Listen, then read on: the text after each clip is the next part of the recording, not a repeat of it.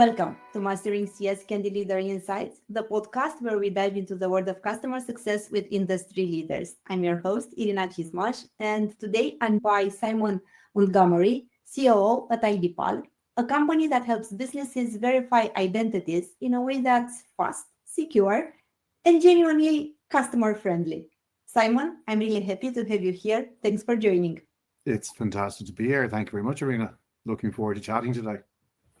We'll start from the beginning. You started in banking, then moved into fintech, and eventually IDPAL. What made you take that path, and what put you towards identity verification? It's a good question. I think, I suppose, going back to the banking piece, I was really lucky to work in an organization in organizations that provide such incredible training. I worked in areas and departments that gave me exposure to different aspects, be that from risk management to general operations to relationship management to sales. So I had a go at all of it, which was great. But I think with that in mind, the training that I received was super. After 15 years of working in one of the largest banks in the country, I decided to take a career break and went back to college. And it was during college that I developed an interest in fintech and disruptive technologies. Part of what we were doing as part of the program was looking to see if there's alternative ways of funding businesses and how things are done, and obviously developed this interest and process as well. So following that, I took a slight change in direction, moving from commercial banking into kind of operations, and I was running the credit card operations for Bank of Ireland UK, the credit card area. And from there, it was a little opportunistic. It was talking to people within the fintech industry, within the regtech industry, and I moved from banking into fintech, working with a student lender platform, helped to scale that organization. And then I met our CEO, Cullum, at lunch. We got on great. We had similar views in terms of being able to work and operate in agile environments and being able to make decisions quickly. And I had lots of ideas, full of ideas and full of enthusiasm. And we just looked at things the right way. And I suppose the rest of it is kind of history. I'm there five and a half years now. I was employee number 11. We're now up as far as 70. And I've been central to that growth as well. It's been really exciting. It's one of those roles and those jobs where I really look forward to a Monday morning to going into work and working with the team. So that's how I ended up there. You had an interesting career path, and I would say that you were lucky to find a team and a partner that matches your views. Now, I'm curious, how you look at operations through a customer lens, because for a product like IDPAL, where first impressions and accuracy are everything, what does customer-centric operational actually look like on the ground? So there's probably two distinctions that's important to make. We effectively have two customers. So we have built a platform to enable our customers to verify the identities of their customers in a really simple way. And that's without bringing in any of our taglines or anything, that's what we do. And the company of itself was set up initially to produce an app to try and to facilitate that. If you look at on the end user side, which is our customers, our customers can verify their identities or have their identities verified in less than 30 seconds. And that goes from capturing a document, capturing your face, your selfie, comparing that, running multiple checks in the background, and it takes less than 30 seconds. So we try to take the pain out of identity verification. So if you think back to even 10 years ago, when I was running the back offices in two different organizations, you had teams and teams of people that were manually reviewing documents. They're getting copies of passports from the branch, and they were comparing those against what was on, let's say, a utility bill or similar. So we try to make the end user experience as smooth as you possibly can. And then we also try to make our customers' experience as smooth as we possibly can. That ranges from making sure that we have enough information around the use case, how our customers intend using it. We're running, I suppose our app is running in multiple different industries. So initially it was designed just to basically provide KYC services into finance and banking and insurance. We're now used in telcos, we're used in the fund management industry, we're used in education to verify identity of students. The use cases just go on and on because, again, there is fraud everywhere. There is the necessity for you to verify the identities of people that are going to be working for you. There's new legislation that comes in all the time. Like there's the right to work legislation in the UK. You have to be certified you have to be certified to be able to verify those identities. So everything we do is about trying to make things as smooth as we possibly can for all of our customers, be that from onboarding our own customers and making sure that they're happy on an ongoing basis, and then their customers as well. I suppose there is the element for the end users is that they're invariably only really ever going to use our product once until they may be using it with another customer type. So you remaining on this practical side of things, you mentioned earlier that when you joined the team, you were employee number 11, and now you are more than 70. I assume that it scaled, the business scaled, the team scaled. What changed the most inside the operational and customer success engine during the 5 years plus of hypergrowth? Just the number of people, that's the first piece. But in terms of customer side, when I joined 5 years ago, having scaled one org, the big and important word here is scalability and sustainable scalability. So when we were looking at the design of what we were doing in terms of just pure customer service, forget about customer success and customer experience. It's like, how can we make things as easy as possible for our customers? So it's about trying to affect sustainable scale. So when I went in and worked with the team, I was like, when we are 10, 20, 30 million in revenue, how much do we need to change? Or do we behave like a large organization now? So we started to behave like a large organization now in terms of that scale. So bringing in automation. So within 2 years, we would have had a customer experience team of 10, 15 people. We've still managed to work our way through with 3-4 people, even up to this point. For me, being responsible for operations, product, and all those other areas across the organization, one of the big things that's important to me is that our teams are providing customer service excellence, customer success excellence, but doing it as an efficient way as it's humanly possible. So making sure that you're not scrimping on something, but you're also not overspending. When we go back to then looking at that scalability, it's looking to like carrying out extreme and very detailed root cause analysis. Why are your customers contacting you? What are the barriers that you can remove for your customer to use your product more efficiently? And I'm talking about our direct customers. What feedback are we receiving, let's say, on the App Store? Where are people struggling with the app on the App Store? We use that in terms of even how we develop and build a product going forward. But it's really about trying to make sure that you are automating pieces that can't be seen, but making sure that your customers are still having that excellence in experience. What do you have in place to identify, because you mentioned automation, and I assume that you have some metrics or some elements in place that basically tells you this can be, or this part of the process can be automated, or how do you take the decision of what goes into the automation and what remains as one-on-one experience, or it involves, or it remains with the human touch? Yeah, I think, again, that's a good question. There's a distinction with it as well. So if I just focus on our customers, our direct customers, the human touch is really important. But what information can you get before your first meeting? Let's say our sales guys have gone out, they've sold the product, and now we need to train our customer, our new customer, on how to use the product, how to use the platform. How are they going to use it? What are they using it for? How many people are going to use it?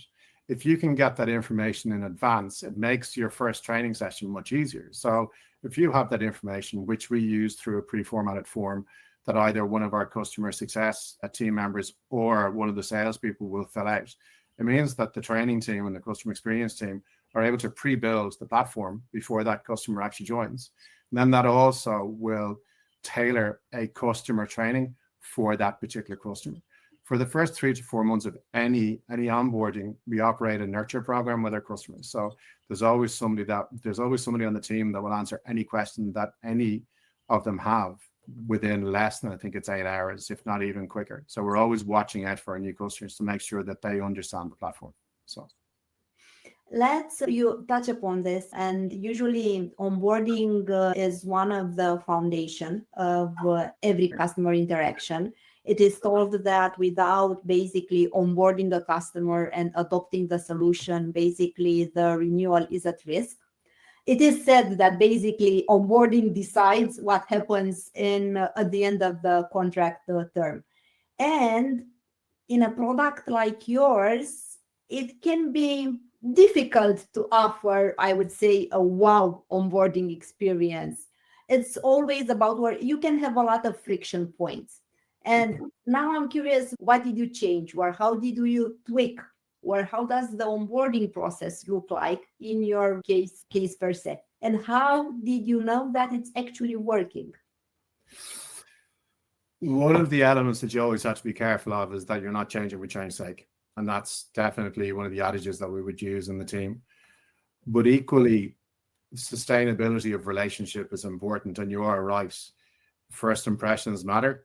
What happens in day one will affect how things happen moving forward. Let's just say for one of our enterprise customers, because we cater for all company types.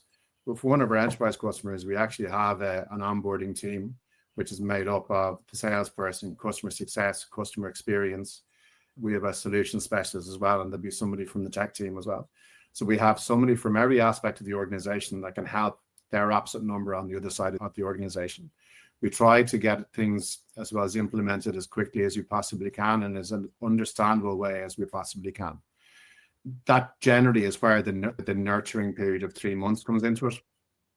And then we also have a dedicated team that's in constant contact with those customers that are integrated into the platform to ensure that there isn't any issues that they're having.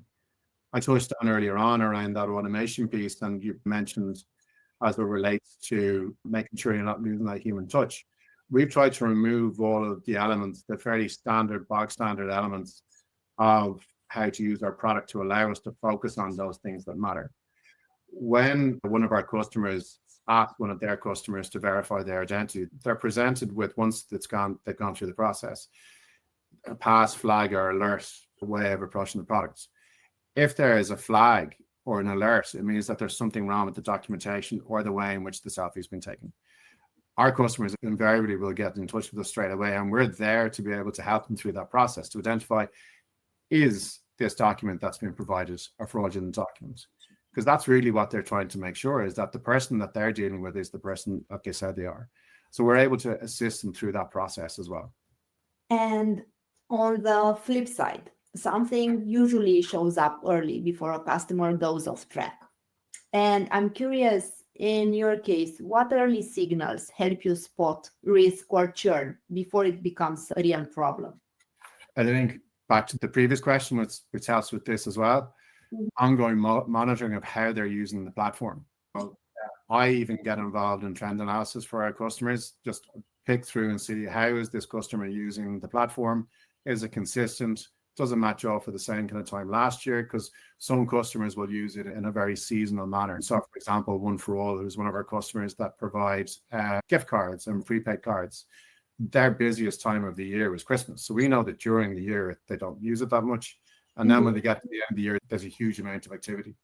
Department of Justice, who's also one of our customers for their immigration program, that's fairly consistent throughout the year. So if you're looking at those customer types, you know that there is a trend associated with it. But even if you look at some of the smaller customers, the usage will move along. And if you start to see a drop off that you haven't seen before, then you know that there might actually be an issue. There's the other leading indicators as well in terms of changing behaviors. So some of the things that you might see. So for example, you're starting to see a pick up in the number of support tickets that are being submitted. Does it mean that we need to offer a tune-up to that customer, maybe to bring them back to the product again and remind them exactly how it works and how they can leverage it and how they might be able to use it in other parts of the organization? There could be elements where you're seeing that they're just dissatisfied with certain aspects of it, that it's not providing them with exactly what they want. And we will, as much as we possibly can, if a customer has an enhancement that they want made to a product, we will look to see, can we include it on our roadmap and try to deliver it as quickly as we can. But invariably, there are some of the key signs that you're going to start seeing: is the usage, is the engagement, it's the type of engagement, it's the tone of voice that's used as well. Those support tickets are actually being raised as well. And all of those are accumulated into the traditional health scores, or are individual metrics that basically you combine them in a unique way? Yeah, so we would use health scores across the org. So we've got are different ratings for different health scores. If something is healthy, then it's going along okay. But as well as one of those things, it's where you're starting to see those neutral ones, a little bit like how you're looking at NPS. The ones that you really need to focus on are your neutrals to make sure that they're start moving them towards the greens. And those ones that are slightly unhappy is trying to understand why are they unhappy? Is it functionality? Is it some elements that they're just not clear on? The other side of it as well that can happen is if you've got a change in personnel in a particular organization that hasn't used it before or hasn't been trained properly on it, that can also be a reason where you end up with some slight churn. But we've been pretty lucky. We're trending well below the industry average at the moment as it relates to churn. So we're pretty proud of that right now. I think you are lucky, but I wouldn't say it's a curse and a bless in the same time. So you have an overview over all the customer touch points through your role. But I assume that this implies also challenging or tough operational challenges at some point. And I'm curious, what has been one of the toughest things that you had to solve from an operational point of view at IDPAL? I think probably one of the first ones was trying to get to the nub of the ticket piece, that automation piece when I joined at the start, and trying to make sure that we are thinking in that scalable way, sustainable, scalable way. The other element is, again, as you grow, the people that join the team, it's making sure that they also understand the focus on customer, and it's trying to create or make sure that circle is complete, and making sure that all of our team understands, and this is from the development team to the product team to your customer facing teams to finance, that everyone understands who the customer actually is and who they are doing this work for. So if a bug ticket comes in, why am I working on this? How important is this customer? I'm trying to put a face on the customer for all of your team. That has been, I won't say challenging, but it's just been part of the journey for us and how we adapt to that. One of the ways in which we have done that in the past is we've had a customer charter, which basically is an internal document for us, but it's almost like the principles for which we live and die by in terms of how we deal with customer, that everybody knows what our commitments are to the customer. And there's also commitments that need to come from the customer on that side as well. And there's metrics that we use, some of the metrics that we'll use to see is that actually working or not. How is your gross revenue retention? How's your net revenue retention? How quickly are you responding to tickets? Are we spending too long on, say, 5 tickets, which are the easiest ones? Are we not spending enough time on, say, 4 tickets? Are we focusing too much time and attention on some of the elements that are going to actually add value? So I won't say it's been challenging, but it's definitely been one of those learning experiences. How do you take everybody on the journey with you? One of the core values, we have a number of values across the org. We call them the ident values. And the first one is I is integrity. The second one is around dedication. The third one is around efficiency. The fourth one is around being natural and being yourself. And the last one's about transparency. And that comes down to the trust piece. So, when somebody starts at IDPAL, they start with 100% trust. But if we go back to everybody being part of the same, I suppose, the same cycle, the same part of the organization, same journey. When I joined, we have a lovely office in the centre of Dublin, and there was something that struck me, even with just 11 people that were there. There's a dishwasher, and everybody helps to empty and fill the dishwasher. It sounds like such a simple, small thing, but the foundation of our values is around everybody emptying the dishwasher. And that everybody emptying the dishwasher or filling the dishwasher is around everyone works together. You support your colleagues. If someone needs help, you drop everything if you're not too busy and you help them, and vice versa, you ask for help.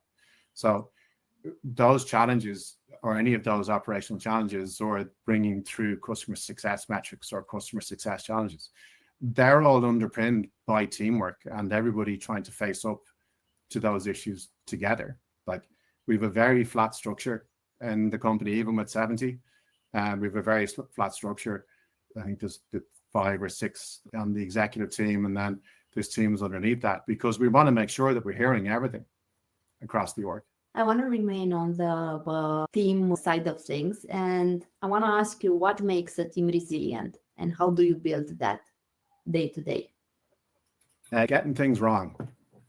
It's a bit like a cut.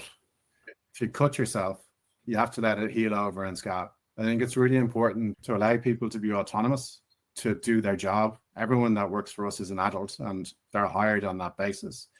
But you have to get things wrong. You can't learn anything if you don't get things wrong.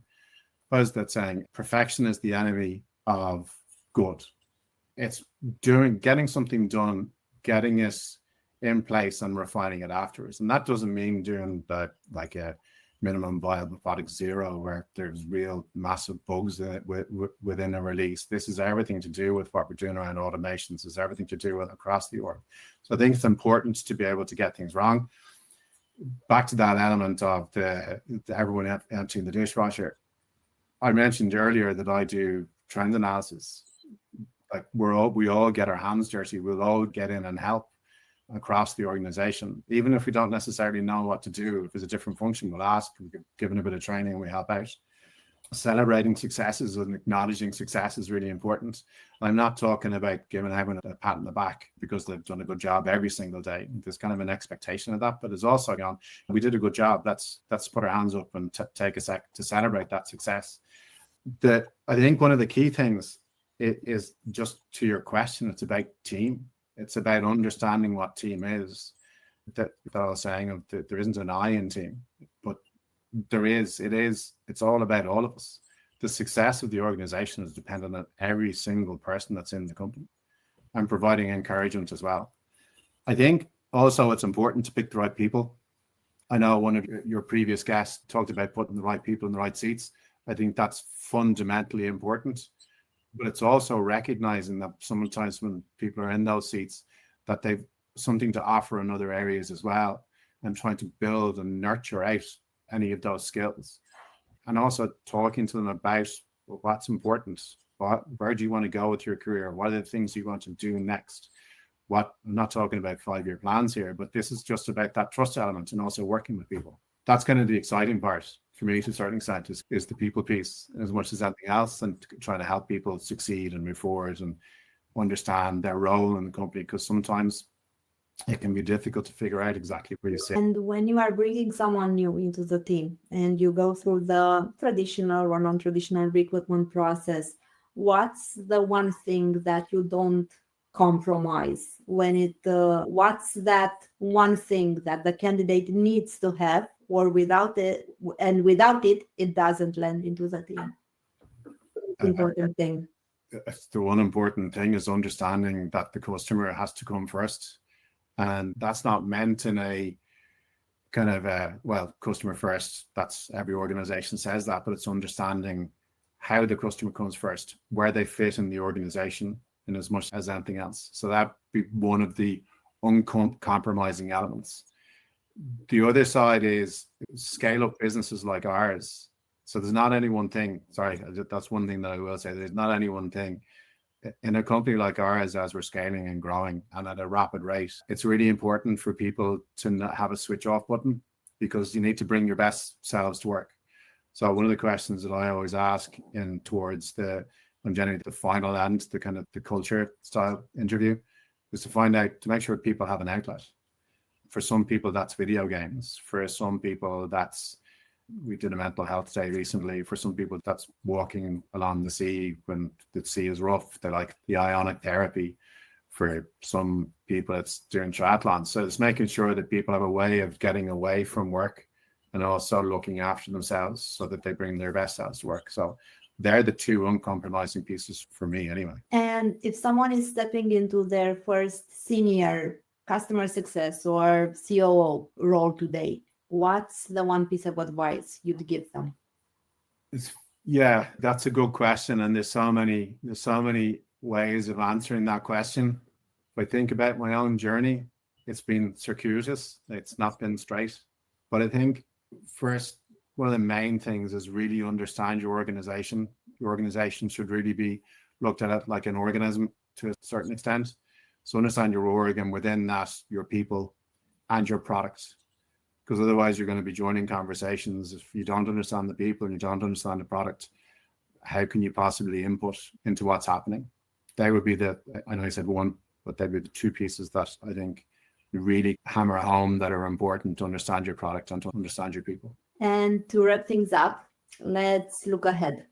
if you fast forward to 2026 and we only have 1 month, what are the big priorities that you want to nail, either for operations or for customer outcomes at IDPal?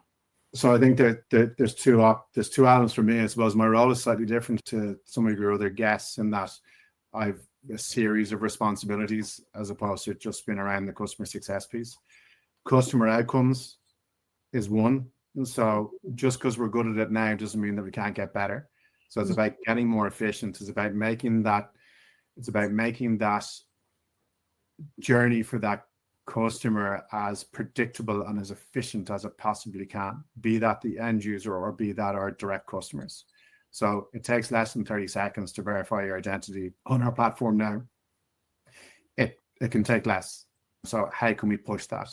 How can we push the ease of onboarding for our direct customers? So it's really driving that.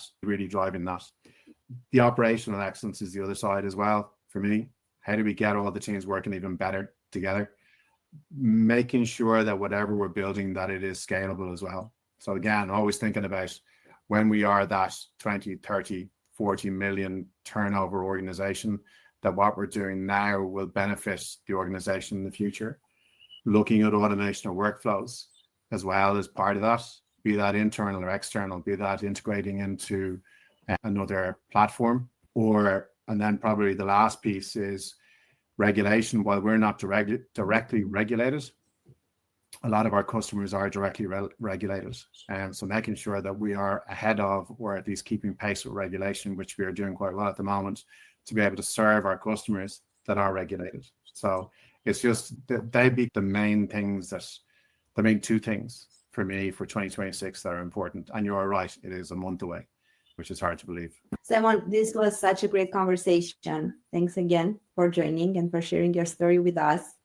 And to everyone listening, thanks for tuning in. Until next time, stay curious, keep learning, and mastering customer success.